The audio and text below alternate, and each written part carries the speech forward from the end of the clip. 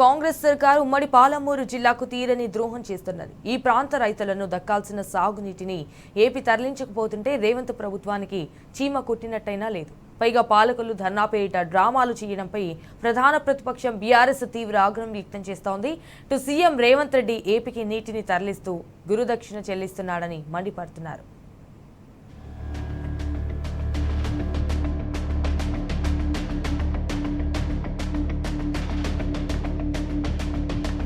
రేవంత్ సర్కార్ చేస్తున్న జలకుట్రలపై BRS బగ్గుమంటోంది.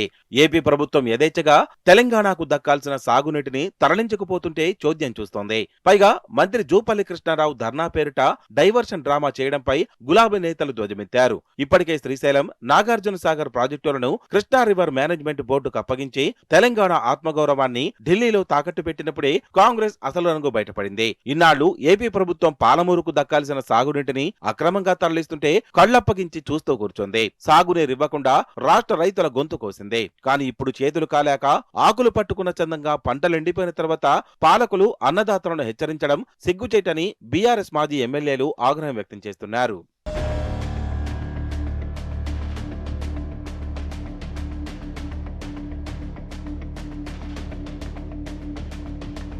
AP జలదోపిడీపై 2012లో case వేశారని మంత్రి జూపల్లి కృష్ణారావు గొప్పలు చెప్పుకోవడంపై గులాబీ పార్టీ నేతలు, మాజీ మంత్రి నిరంజన్ రెడ్డి, ఆర్ఎస్ ప్రవీణ్ కుమార్ తీవ్ర ఆగ్రహం వ్యక్తం చేశారు. జూపల్లి ఇప్పుడు ప్రతిపక్షంలో కాకుండా అధికారంలో ఉన్న విషయాన్ని గుర్తుంచుకోవాలని ఎద్దేవా చేశారు. తెలంగాణ నీటిని ఆంధ్రాకు వదిలిపెట్టి రేవంత్ రెడ్డి గురిదక్షిణ చెల్లించుకుంటున్నాడని ఆగ్రహం వ్యక్తం చేశారు. ఏపీ అక్రమంగా విద్యుతుత్పత్తి చేస్తుంటే కేవలం ప్రకటనలకే పరిమితమవుతారా లేక చేతల్లో అడ్డుకుంటారా అని నిలదీశారు. ఆంధ్ర సర్కార్ అక్రమాలను అడ్డుకునే దమ్ములేక ధర్నాలు చేస్తామని వరకు నీళ్లు దోచుకున్నారని ఒప్పుకోవడం రేవంత్ సర్కార్ అసమర్థతకు పరాకాష్ట అని గులాబీ నేతలు మండిపడ్డారు. కాంగ్రెస్ నేతలు సీఎం రేవంత్ రెడ్డి ఇంటి వద్ద ధర్నా చేయాలన్నారు. పాలమూరు, నల్గొండ, అదేవిధంగా రంగారెడ్డి, ప్రధానంగా ఖమ్మంలో కొంత భాగం ఉన్నప్పటికీ కూడా ప్రధానంగా పాలమూరు, ఆ తర్వాత నల్గొండ, రంగారెడ్డి, కృష్ణా బేసిన్లో ఉండేటువంటి జిల్లాలు. ఇక్కడి ప్రజల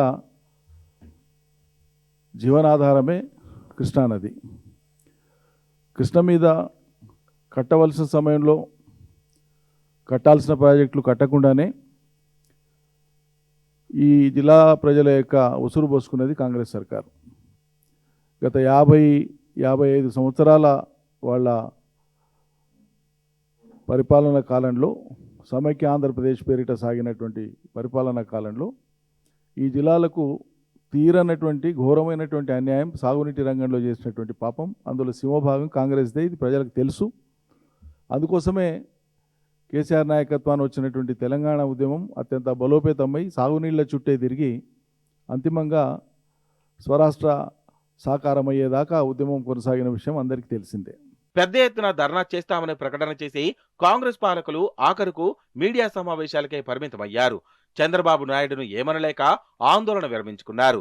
కాంగ్రెస్ ప్రభుత్వం కేంద్రంతో తాడోపేడో తేల్చుకోవాల్సిన అవసరం ఎంతైనా ఉంది. కానీ కేంద్ర సర్కార్ను పల్లెత్తు మాట అనలేక రాష్ట్ర రైతాంగానికి తీరని ద్రోహం చేస్తోంది కాంగ్రెస్.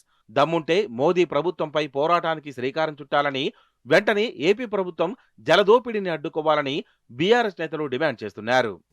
కేసీఆర్ గారి పాలనకు, రేవంత్ రెడ్డి గారి పాలనకు మౌలికంగా ఒక ప్రధానమైన తేడా ఉన్నది.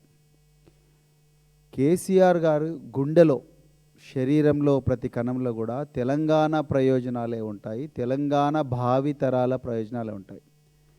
రేవంత్ రెడ్డి గారికి ప్రతి కణంలో, మెదడులో, మస్తిష్కంలో, ప్రతి చోట కూడా ఆయనకు తన స్వప్రయోజనాలే ఉన్నాయి, ఆంధ్ర ప్రాంత ప్రయోజనాలే ఉన్నాయి. ఇది మౌలికంగా తెలంగాణ ప్రజలు గమనించాల్సిన అంశం. నిజానికి ఆరాటం అంటే, కేసీఆర్ గారు ముఖ్యమంత్రి అయినప్పటి నుంచి మేము ప్రభుత్వంలో ఉన్నాము, అధికారిగా వారిని చూస్తున్నాము. ఆరాటం అంటే ఎట్లుంటుందంటే కేసీఆర్ గారిది, ఒకసారి ఒక నదిని మానవ మాతృడు చేయలేనది, ఇన్ఫ్యాక్ట్ దేవుళ్ళు కూడా తలుచుకుంటే కాని పనిని కేసీఆర్ గారు ఒక నదిని లిఫ్ట్ చేసి గ్రావిటేషన్కు వ్యతిరేకంగా 1,00,00,000 ఎకరాలకు కూడా మళ్లించాలన్న ఒక బృహత్తరమైన ప్రయత్నం. అంటే మనిషి చంద్రుడి దగ్గరికి పోవడం ఊహించడం ఎంత కష్టమో నదిని లేపి పర్వత ప్రాంతాలకు, ఎత్తు ప్రాంతాలకు తీసుకురావడం అంత కష్టం.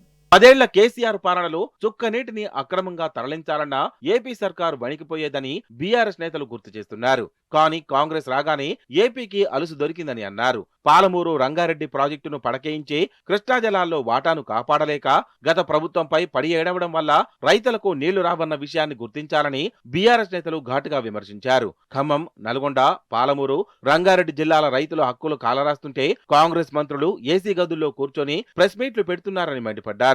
తెలంగాణ వాటా 64% ఉందని కాగితాల మీద చెప్పడం కాదు, న్యాయమైన వాటా దక్కించుకునే మొనగాడు ఎవరో చూపించాలని గులాబీ నేతలు డిమాండ్ చేశారు.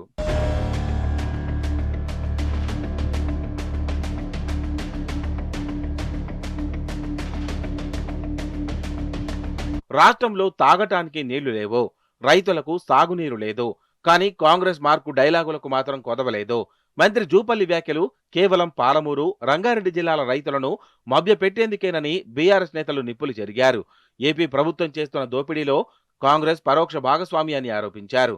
అందులో ఏపీ జల దోపిడీపై ఇంతకాలం మౌనంగా ఉండి రేవంత్ సర్కార్ ఇప్పుడు డైవర్షన్ డ్రామాలు ఆడుతోందని బీఆర్ఎస్ నేతలు మండిపడుతున్నారు.